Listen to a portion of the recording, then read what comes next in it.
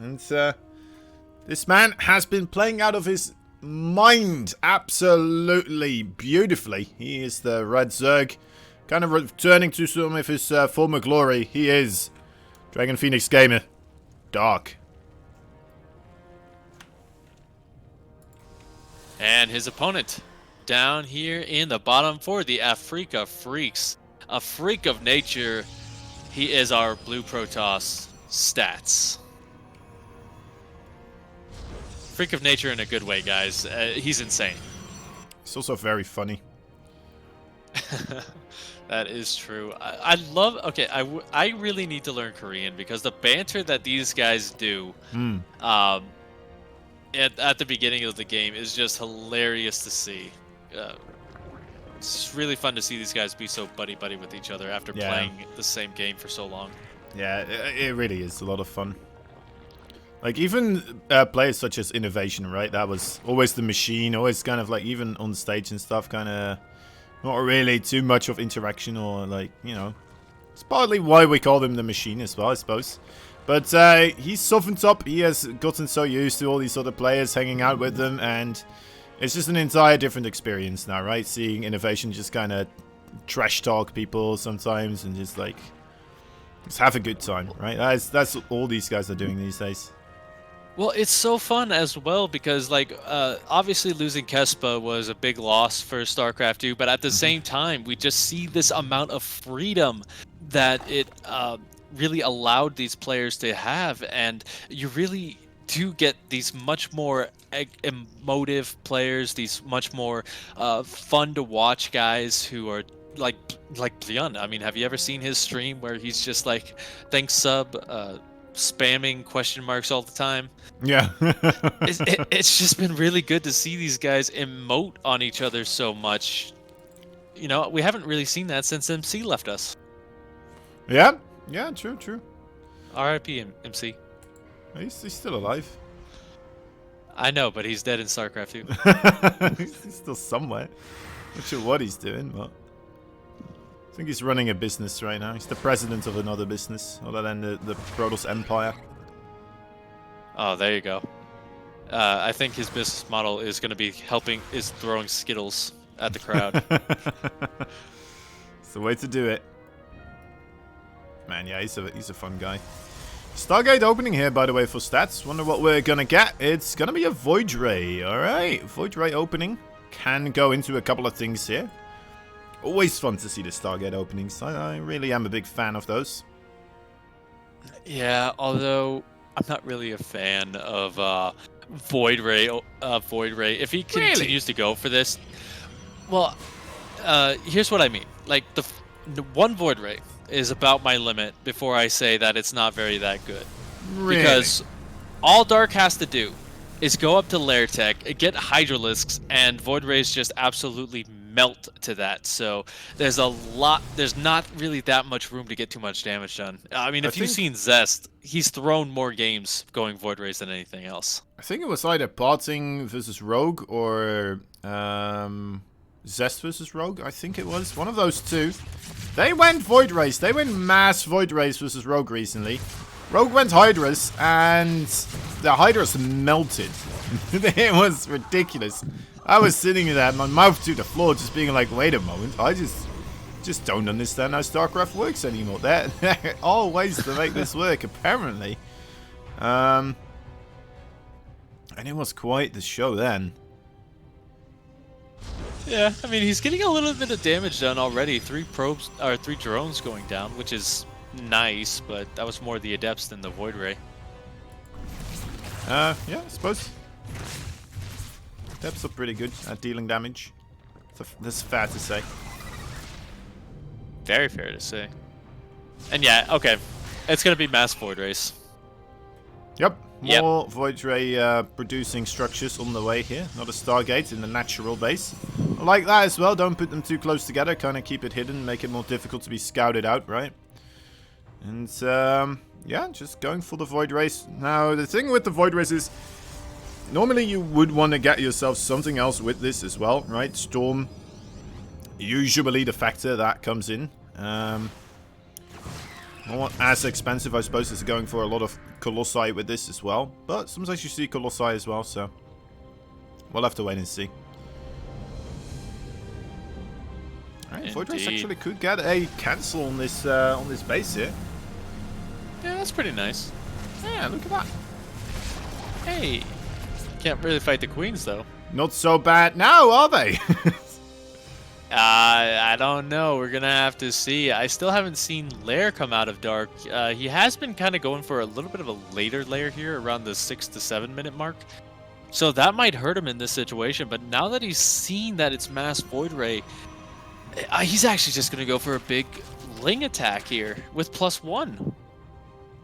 Ooh, maybe. Interesting. Alright, Dark doesn't want this to go on too long, and I mean, if Stats gets a glimpse of this, he should be able to just have those Void Rays be in a good position. Let's see, he's not really there, is he? That is gonna be quite the disturbing factor here for these probes. They're gonna have a rough day at work. Alright, getting rid of that shield battery instantly. Look at the those HP bars. Oh no. They're just gone. 23 workers just like that. Trying to bust through the other door as well quickly. Trying to make another wall behind this. The Cybercore is going to go down. Yeah, and he does, like, he does wall off. He does save himself for a little bit, but those Void Rays don't have their Speedy Boy upgrade just yet. So as long as Dark can kind of morph another round of Banelings, he's just going to keep this going. He smells that blood in the water, and the drone's in the background just going to make sure that he doesn't overextend too much. But still, this is fantastic amounts of damage for him. Okay, did have that wall rebuild. He's doing okay. I don't know if that's complete. I don't know if that wall's full.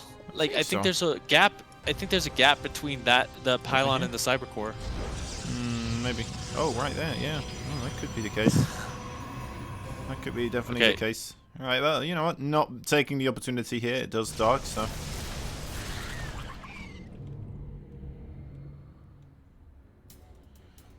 Alright. People getting confused about Sushi, his country of origins here in the chat. He's from Italy, guys. He's from Italy, let me tell you. He's an Italian stallion. I thought he was Romanian. Oh yeah, that too. That's his mother's side. Alright, High Templars here. That's always an awkward fight. May want to turn one of them into an Archon. There we go. Well timed. Yeah. Alright, and like you said, we're gonna get Storm behind this here. Dark gonna get a ton of Hydralisks, which I don't know if you know this, but they're kind of like snow in the middle of July in Arizona when it comes to storms. Yeah, that is definitely true. That is, it does a lot of damage. Those Hydras not that quick with running away. Those Zerglings, I mean, they can try to run away, but usually it's too little, too late. Same for the Banelings, I suppose. Although the Banelings a bit easier to run out of it. But yeah, Dark though, I mean, he's already getting himself a 5th base here, right? That's a good thing for him. He's got himself a solid work account. He is capable of getting himself towards the lurk attack now as well, I would say, right? Can start up those technology buildings without too much of a hassle, without putting too much of a threat on his on himself. Indeed. Okay, big stasis ward right there. I'm gonna slow that down. That's pretty cool. Yeah, War Prism as well now on the left side here, looking for a bit of damage. Is that gonna cause Dark to retreat with his forces? It won't just quite yet. Okay, there we go. A bit of a delayed response. Maybe not quite sure if he wanted to move backwards or not. And those Queens, they are having a bit of a struggle dealing with these Zealots for the time being. Picking them up as they get low. Well done there by Stats. I mean, small victories here being achieved all over the place. What I love is that he hasn't overcommitted to the Void Rays either, you know? It's kind of like, he's kind of gone Phoenix with them. He's got 5 of them to help him out, but then he also got that transition in so that he's not just going Mass Void Rays like Zest. But here we go. Once again, Dark is going to try and break his way in here, but that is a nice choke point. And we got some storms in the forecast. Well done, Just well so done. much energy. Zealots on the top side as well at the same time, so this puts Dark's under a bit of stress here. Wants to try and get himself into a position where he will be able to deal with this. The Storms having a bit of trouble here, landing on what they need to. There we go. That's some good ones right there. Kind of keeping things in charge of the Protoss right now. And I think, you know what? Yes, that holds on for the time being. And he's also going to be able to get that kill on the base here. So, well done by Stats. Finding 2 victories on either side of the map right now. And transitioning into carriers as that is coming along swimmingly. He's already got himself the +1 air weapons. Would like to see +2 start up. And just as we say, of course, Stats and me on one wavelength. You know? Yeah, it's yeah, like we're pretty much coaching these players, guys. We are the we are the reason that they are so good. Like we're just secretly telling them what to do with our casting. Yep.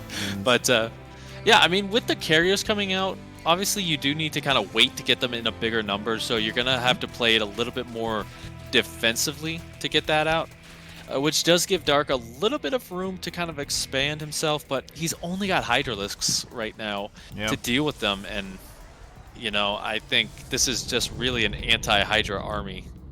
Big time. I mean, Dark needs to get himself the Vipers, right? He's not quite sure. Okay, there we go. Now he throws down the Infestation Pit, but that just shows how far away removed he is still from the Vipers here. Carriers are just a lot better at dealing with running links as well, rather than the Void Race. Together with those Archons, of course, especially. Oh, more Prots. Could be going down here. During all of this, there is a big Zealot run by us, so I'm going to try to quickly take a gander. Okay, that is just drones right there, so that's going to be a lot of economic damage also being achieved by Stats. You would assume, actually, yeah, no, actually, not going to get on top of any of these drones. All right, fair enough. Okay. You know, that could have gone a lot worse for Dark right there, but he is still a little bit behind in supply. He's just pumping out Lings. He doesn't even have Carapace right now, so he is taking full damage to these Storms and to these carriers, so that's not really that good, but I do like this. I would hope to see him kind of go for the immobility of the carriers and kind of just go for these little bits of counterattack. Stats, though, in a nice position with that. He's just got the cannons everywhere and the stasis traps. Oh, no status trap this time around, though. These paintings, once again, rolling on through. Ooh. That is Oh! 25. It's a magic number. Very well done there. Dark is gonna be feeling pretty happy about that one. Keeping himself in a competitive place in this first match right here. And here we go, nice concave out of Dark, so he's not going to take as much splash, but the Storm's going to force him back. Those carriers in the top just holding him down. Try to break in, but that Zealot is in the perfect position as well, and Stats just on the warpath, and I think this is where he's going to try and start winning this game. Alright, there's still a nice round going on here. No Vipers, though. The Hydra's trying to fight the Interceptors. It's not even any Storm involved just quite yet, and it's not going into Dark's favor at all whatsoever. GG is called. Stats there just having too much up in the sky. We'll be able to take game number 1. Yeah, that was a flawless victory right there. He did take a lot of damage early on, did Stats, but Dark was just never really able to follow up on it. You know, he started getting deflected, he started getting a little bit tilted, he didn't get his transitions down in time, and it really just added up. Just so, like, I don't want to say it was bad, but it was just, yeah, Catharsis says is the best. He bled way too many resources into bad engagements. To those Links and Banes, yeah. Yeah, he found some success with it overall, but it felt like it was just too slow with getting himself ready for that late game situation. Maybe he was anticipating more of a committal to the Void Race before the carriers and stuff really started to kick in. Felt the same perhaps for the Storm ability, right? Not really quite ready for any type of anti-High Templar, I suppose. But, yeah. No Lurkers there either, by the way, right? We didn't have a single Lurker. The Lurker is a bit of a force that is able to deal with Zealot run-bys. It's a force that keeps the High Templar a bit more honest as well, makes it more difficult for the Protoss player to just kind of move in with those High Templars, because then they will get shot quite heavily. But yeah, alright, well anyway, let's see what else he's going to be able to do here in game number 2.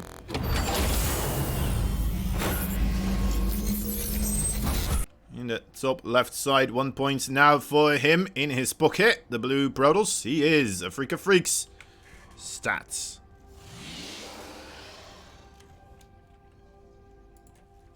And his opponent down here in the bottom position, he is Dark Phoenix Gaming's Dark. Dark Phoenix Gaming's. That would be better. They should change that. Now that they have Dark on the team, you know, that is, yeah, you know, they should do. So yeah, I'm seeing a little fella here moving across. He's got the cute arms here, doesn't he? Oh yeah, look at those little feelers that are about to turn into a hatchery. There we go. Oh my gosh. Okay, so Dark has pretty much said, you know what, I can't beat you in the later stages of the game. I'm just gonna try and kill you right now. And I love this kind of fake out move that he's doing too. He sent the drone down to the 3rd base just to make it look like that he's gonna throw down that base there as normal. But Stats, I think, has gotten a pretty good read on this. He knows that that base hasn't gone down, and he should be ready. Still goes for the Nexus first here, not making a Zealot either. I'm not sure if he knows. He doesn't see it. He didn't check the 3rd base yet. I thought for a moment, does he know that you can stand over here and then see if there's a base building here? Or... I think he saw the base not building, and there we go. There's a Zealot to kind of close up the wall. Okay, well, yeah, he scouted for it. He saw the hatchery now. Okay. Oh, he knows. He knows. Now, he's not really overcommitting just yet. Just going to get that Zealot out to start poking that. Usually you do see them kind of pull about 4 to 5 workers to help out, but it's a bit late for that. Seems that way. This could be as well, like, if Dark is thinking to himself, you know what, if I'm going to get kicked out of the tournament here, I'm not going to sit here for another 20 minutes, 30 minutes. That is not going to happen to me. Alright. Indeed. 2 cannons. Actually, no, wait. 1 cannon and a shield battery here. I think that should already be enough. Yeah. I mean, not really going to do too much here. This definitely isn't a Bly hatchery right here. Nope. Oh, Dark kind of, well, rethinking his life choices right now. He's going to go for a double hatchery in the back of his own side of the map. Interesting as well. Could be, you know, it's a little bit reminiscent of a Terran kind of going for a proxy 2-Rex and then being like, you know what, that didn't work. Let's go eco now, shall we? I mean, it does help, because the thing is, he's not really far behind in terms of that economy. He still has 21 to 25 workers. So, I mean, he can definitely macro his way out of this pretty darn easily. Yeah. It's, I suppose Stats as well, kind of investing a little bit of extra money, right, into the cannon, the shield battery, this type of stuff, so... Doesn't kind of equal it out, but you know, it's a lot of worker difference though, isn't it? Oof. It's not going to be for a long time here, but though, to be fair, but still. If Stats gives him the room to grow, then Dark is going to take it willingly. Yep. Yeah, I mean, that was only a 300 mineral investment plus 150 for the Queen, so 450 total. Not too bad. Yeah, not too bad at all. He also made those links, right? Like 6 links. He made the spawning pool first, and all of this delays your initial ramp up as a Zerg into the economy. And that initial ramp up in the Zerg, that is, you know, probably a race where that is most important for, because it's exponential growth in the biggest sense for your economy as a Zerg, right? The more drones you have, the quicker you're gonna get to that really ridiculous level of drones, and yeah. It's just the way that the Zerg race functions in a sense. Yeah, you kind of just build the bare minimum for defense, and then just drone. That's how you're supposed to play it. but something's beeping around me. Oh, Okay. hope it's not a bomb. Luckily, it's not. Nah, I'm the bomb. Hold on. Nice. But you know, we do see stats going into that additional Stargate behind this. He's got the Oracle on the way for a little bit of pokey damage, but he's just going to transition to Void Racer once again. Yeah, I like it. I like it a Okay. little. See, depths here should cancel, right? Okay. Whew. Scary moments when it gets so close. These brothers are pretty good at it, though, canceling the shades.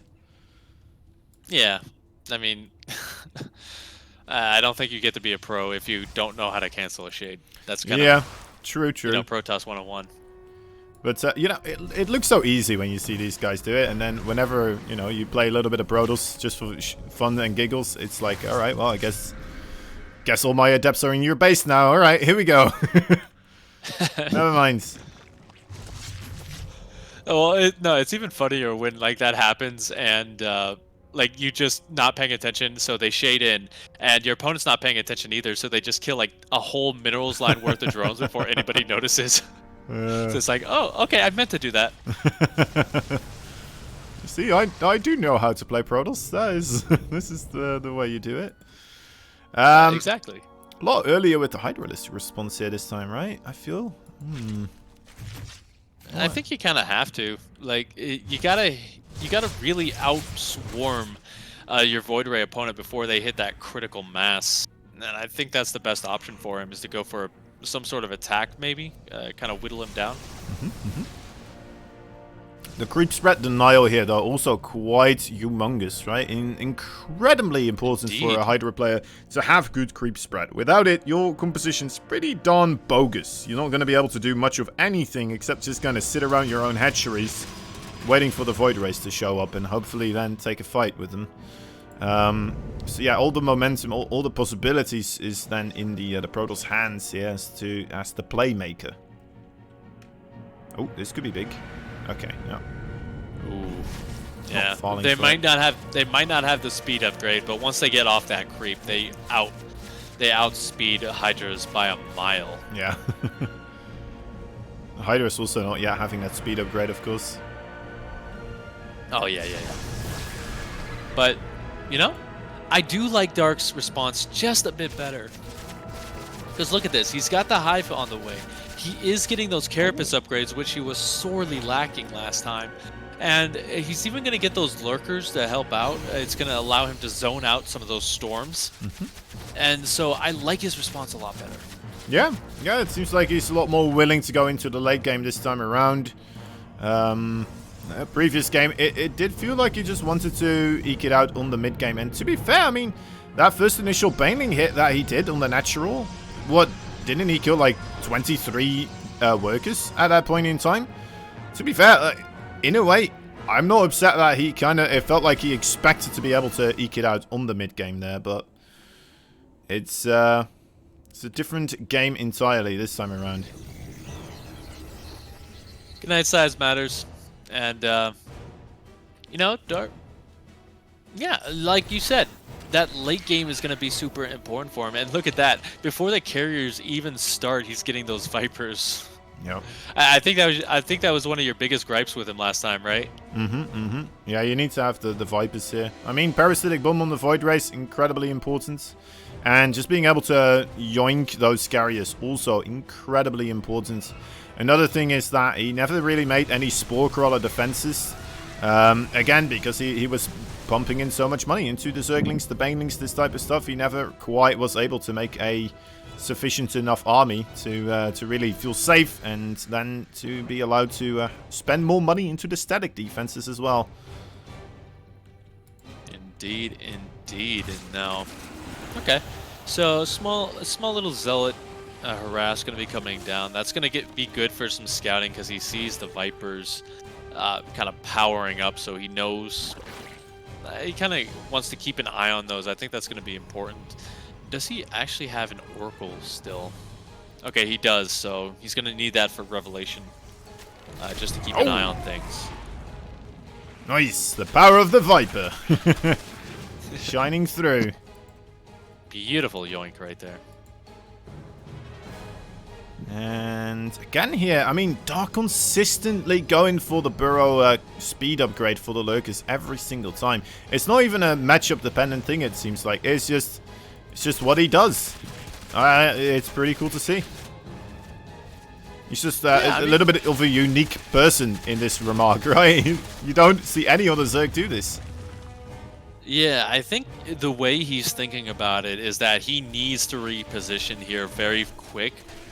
Because those storms are going to hurt him a bit if he doesn't. So I think that's kind of how he wants to play it because of that. But here we go. A couple storms going to be moving on forward. He decides against it. But I like how Dark is just kind of opening up these different attack paths for himself before moving in. Yeah, that's that storm. Okay. Alright, looking for a bit of a fight here, definitely. Not quite finding any yoinks just yet. The Zerglings now zoning away those High Templar, but not really getting any of them. Lurkers, I like them spreading around a bit more here. There we go. This is the leapfrogging assault of the Lurker. Yeah, and he's going to get this base quite... 18 workers just went down. Where did that happen? I think it was... well, somewhere. Was it here? No. Must have been just maybe over here. Who knows? Yeah, interesting. But yeah, he's just lost 18 workers going down. He's having a little bit of trouble pushing this back. The Lurker's doing a really good job of that. He can even use a couple of blinding clouds if he wanted to kind of help him push his way forward a little bit more versus the ground army. But you know, he's just going to rotate around and keep getting this damage done. And I don't know how Stats can really adjust to this because he doesn't have a big carrier count. He doesn't really have a ton on the ground. He's going to have to rely fully on the storms. Yep. And here we go. Dark moving forwards, looking for that fight right now. Oh, High Templar at the forefront. They make it difficult here for the Vipers to do their thing, especially with Revelation on top of them, of course. That's just a difficult place to be. Another Revelation here, kind of showing what's what. There we go. There's the yoinks. Ever so important. You gotta make sure you keep doing that to ensure slight bits of value going into your favor as a Zerg player. Yeah, this is fantastic. Just look at the units lost at for a second there. 31 probes going down, wow. And almost double the resources lost.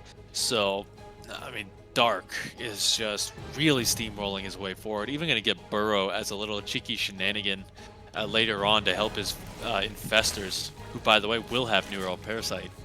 Yeah, looking forward to that. Good try to capture some of those carriers, or maybe even High Templar, do some storming on the Void Ray, stuff like this. All could be well and proper. If he steals a probe and makes a Nexus, we will finally have seen everything in a pro game. It's not gonna happen. Oh, look at this Spore Crawler Forest as well, by the way.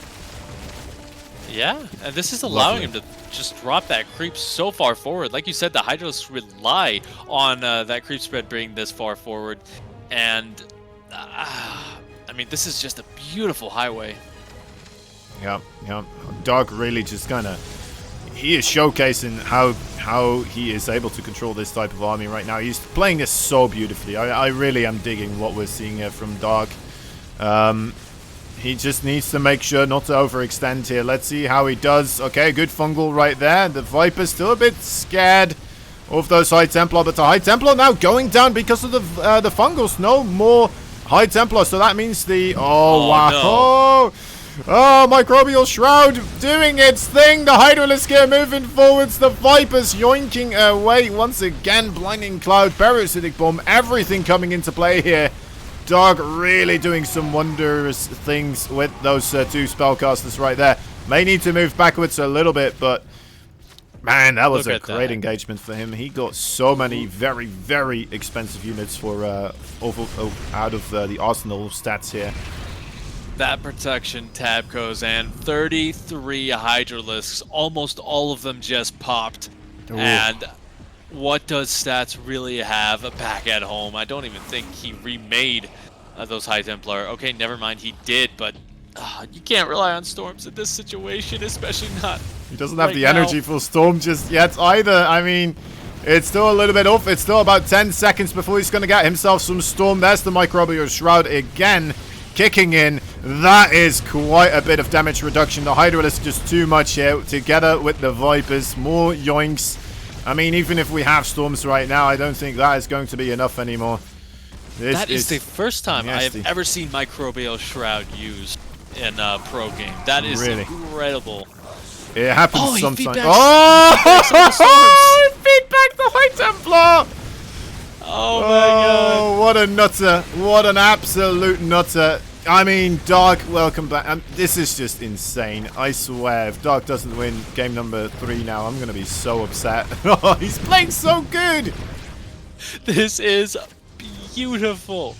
Just textbook ZVP here. The High Templar are all going to go down. The Hydra is going to clean up the last of the resistance. Those carriers are floating paperweights, and this game goes to Dark. Dark. Microbial Shroud user. Dark. Man. Oh. That was insane. That was insane. That is now his spell. That's his spell from now on. No one else can use it. This is like... A lot of the times recently, whenever we had Dark in the group, it was like me being like, Dark's a really good player, guys. Don't worry about it. He's really good. He's really good. And then the chat's like, nah, man. Nah, man. Waste it. No, no longer. No longer. He's pretty shit now, isn't he? Jeez Louise. What is he doing? What's he up to? I haven't seen any negative remark. Try and play? I haven't seen any negative remark just quite yet against Dark this time around. This is just, oh, man. Prime Dark. Peak Dark indeed. Nuts. Oh my goodness. By the way, guys, you get some channel points in the form of spells. So if you want to cast some spells in the chat, go on ahead. I think that actually does boost us up as well, so that more people are going to join on in. So that's a good way to help out the stream as well. I hope you guys are enjoying it, because how the hell did that start with a proxy hatch? Yeah. Yeah. Thinking like, I guess he doesn't want to play the macro game. Well, apparently he does. Oof. Maybe he just won didn't the video want game. to. Yeah, maybe he just didn't want to really rely too heavily on showing that he's been practicing this type of style, right? The late game. Who knows? Who knows? That was crazy. I don't know, but welcome back, Dark. We've missed you so much. It's Actually, wonderful to see him again like this. That is, oof.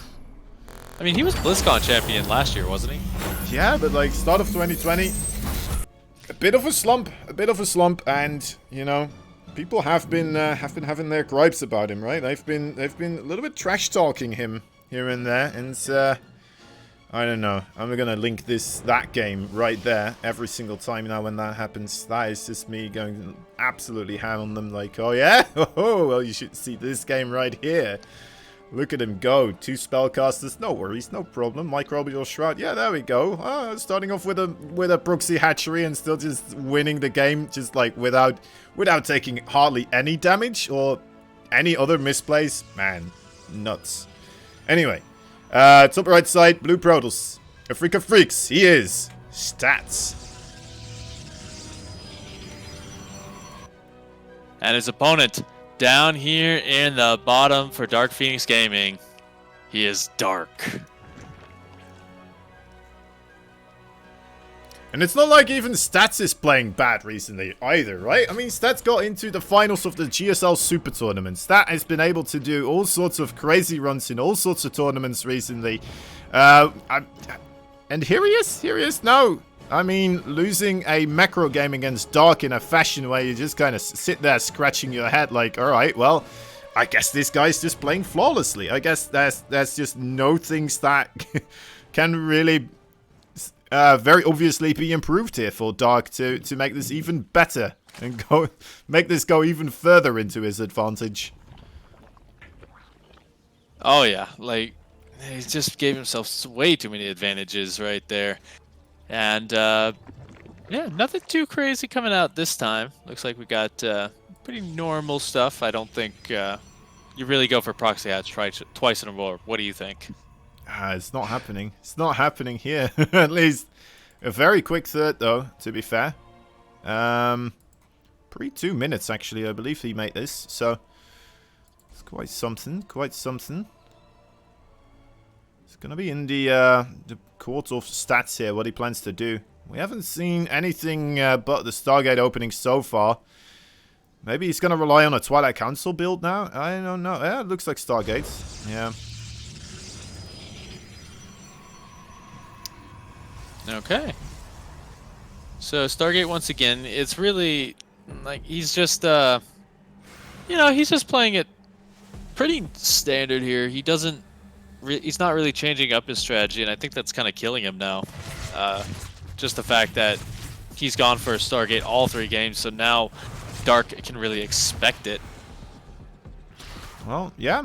That's fair, that's fair. I mean, there's still different ways you can approach this, right? You can still go for the Oracle or the Phoenix. Some different type of opening. You don't have to do the Void Race, to be fair. But, yeah, I would be surprised if he does. But if he does, maybe that is just what he's been practicing. Alright, there we go. It is going to be the Oracle here. Okay, good. But we did see he went for Oracle first last time and then went into Void Race out the back of it. Alright, alright. I missed this, actually. Thought they went for the Oracle later on, but yeah, that makes a lot of sense, actually. Alright, that's the Overlord stay alive for the time being. There it is, second Oracle. And a Roach Warren for Dark here, already on the way. Okay, not too much right now. Now, yeah, the Roach Warren is a pretty interesting choice. That does tell me that Dark is going to try and go for some sort of big push. Probably expecting there to be some sort of Void Ray follow-up. The thing about it is, since the Void Rays are going to be in such small numbers, if you could overwhelm your opponent early on, then that is a really good way to do it.